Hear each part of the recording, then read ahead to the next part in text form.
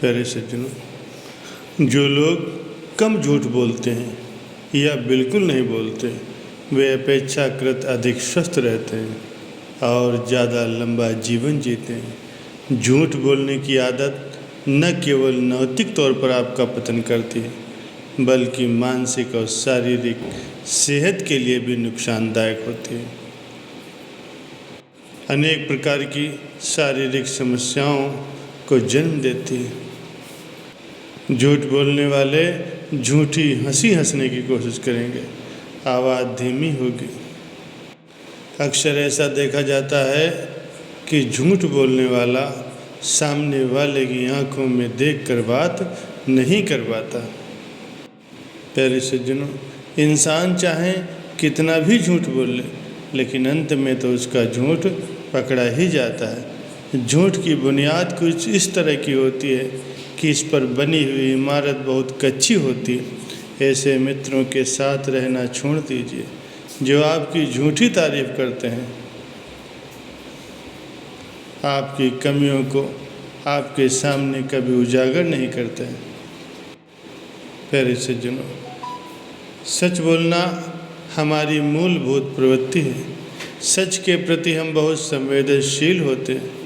अगर झूठ सुन करके हमें दुख होता है तो ऐसी बातें बोलने से भी बचना चाहिए, क्योंकि इससे दूसरों की भावनाएं आहत होती हैं। बचपन में हम झूठ नहीं बोलते, लेकिन बाद में बड़े होकर अपनी सुविधाओं के अनुसार झूठ बोलना हम सीख जाते हैं।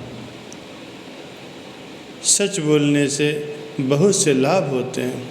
सच बोलने से मन शांत रहता है और सारी परेशानियां भी दूर होने लगती हैं।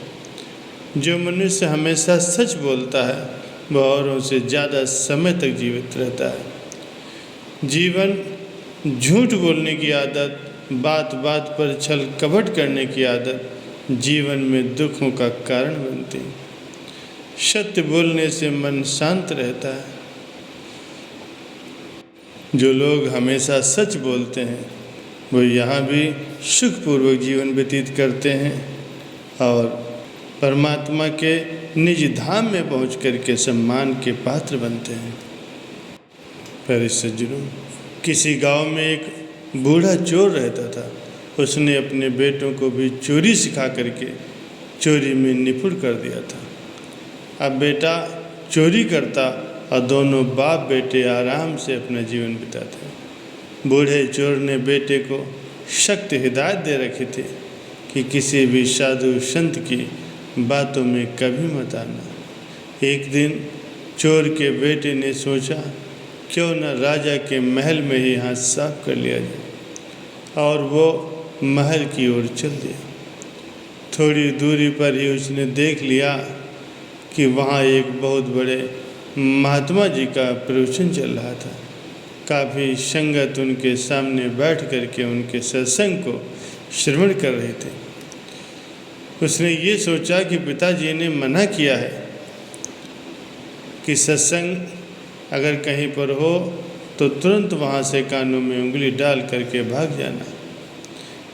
तो जब ये बात उसको याद आई तो तुरंत ही उसने अपने कानों में उंगली डाली और वहाँ से भागने लगा। भागते भागते जैसे ही वो भीड़ के निकट पहुंचा, एक पत्थर से टकरा करके वो नीचे गिर गया। तभी महात्मा जी की आवाज़ उसके कानों में पड़ी, कभी झूठ नहीं बोलना चाहिए। जिसका नमक खाओ उसका कभी भी बुरा मत सोचो। जो ऐसा करता है उसको ईश्वर सदैव सुखी रखता है। वो तुरंत ही उठाओ चोरी करने राजा के महल की ओर चल दिया। राजमहल पहुंचकर जैसे ही चोर ने द्वार को पार करना चाहा, तुरंत दरबारी ने उसे रोक लिया और पूछा, अरे तुम कौन हो, कहाँ जा रहे हो? इतना सुनते ही चोर को महात्मा जी का वो उपदेश याद आ गया कि झूठ नहीं बोलना चाहिए।